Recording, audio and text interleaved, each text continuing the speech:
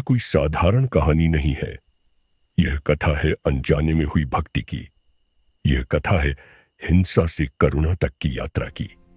और यह कथा है भगवान शिव की ऐसी कृपा की जो एक शिकारी को भी महापुरुष बना देती है।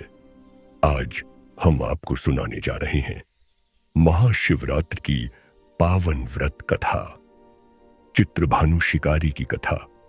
एक समय की बात है, बहुत पहले, जब जंगल घने हुआ करते थे और मनुष्य का जीवन प्रकृति से सीधा जुड़ा था, तब चित्रभानु नाम का एक शिकारी हुआ करता था।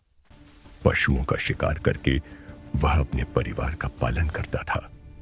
हिंसा ही उसका कर्म था, वही उसकी रोजी रोटी थी।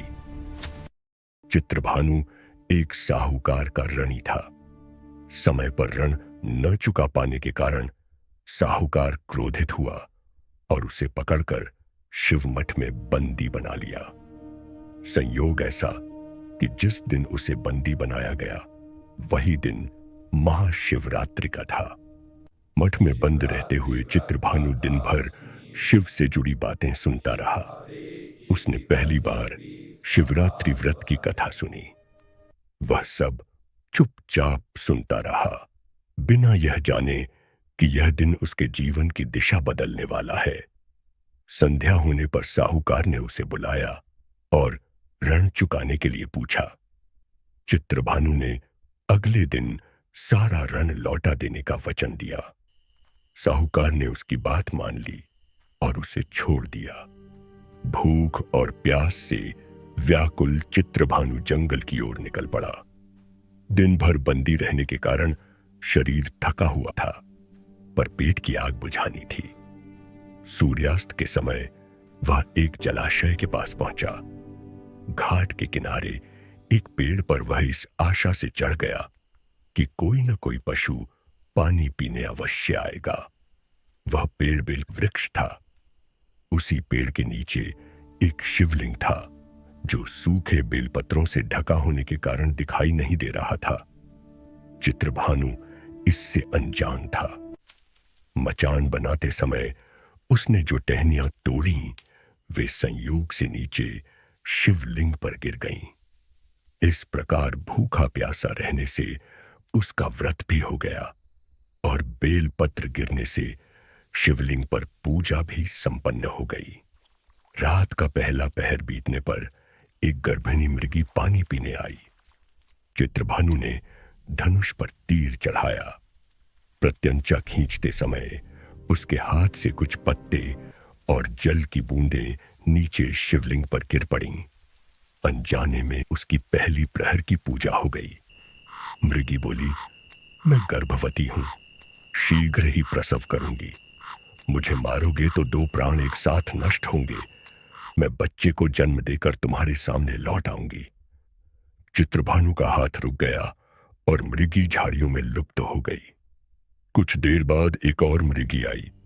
चित्रभानु फिर धनुष उठाने लगा। इस बार भी बेलपत्र नीचे गिरे और दूसरी प्रहर की पूजा हो गई। मृगी ने विनम्र स्वर में कहा, मैं अभी ऋतु से निवृत्त हुई हूं, अपने प्रिय की खोज में हूं, उनसे मिलकर शीघ्र लौट आऊंगी। चित्रभानु ने उसे भी जाने दिया। अब रात्रि का तीसरा पहर चल रहा था। चित्रभानु चिंता में बैठा बेलपत्र तोड़ तोड़कर नीचे फेंकता रहा। उसकी तीसरे प्रहर की पूजा भी स्वयं हो गई। तभी एक मृगी अपने बच्चों के साथ आई। वह बोली, इन बच्चों को इनके पिता के पास छोड़कर लौट आऊंगी। इस समय मुझे मत मारो। मृगी की ममता ने चित्रभानु के हृदय को छू लिया। जैसे उसे अपने बच्चों की चिंता थी, वैसे ही उस मृगी को भी।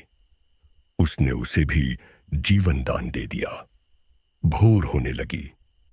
चौथे पहर एक हृष्ट पुष्ट मृग आया। शिकारी ने अंतिम बार तीर उठाया।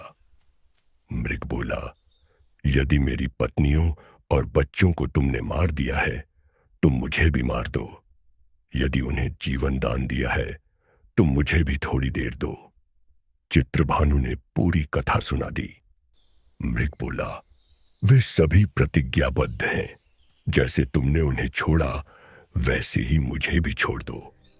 उपवास, रात्रि जागरण और अनजाने में हुई पूजा से चित्रभानु का कठोर हृदय पिघल चुका था। उसके हाथ से धनुष बाण गिर पड़े।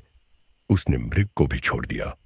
थोड़ी ही देर में पूरा मृग परिवार उसके सामने आ खड़ा हुआ। उन पशुओं की सत्यता, विश्वास और प्रेम देखकर चित्रभानु की आंखों से आंसू बहने लगे। उसने जीवन भर के लिए हिंसा का त्याग कर दिया। देवलोक से यह सब देखा जा रहा था। भगवान शंकर प्रसन्न हुए। उन्होंने दर्शन देकर चित्रभानु को आशीर्वाद दिया और उसे गोह नाम प्रदान किया। यही गोह आगे चलकर भगवान श्री राम का मित्र बना। इस प्रकार महाशिवरात्रि की यह व्रत कथा पूर्ण हुई। अगर आपको यह पावन कथा मन को छू गई हो तो वीडियो को लाइक करें, अपने प्रियजनों के साथ साझा करें और ऐसी ही पौराणिक कथाओं के लिए हमारे चैनल को सब्सक्राइब करना न भूलें।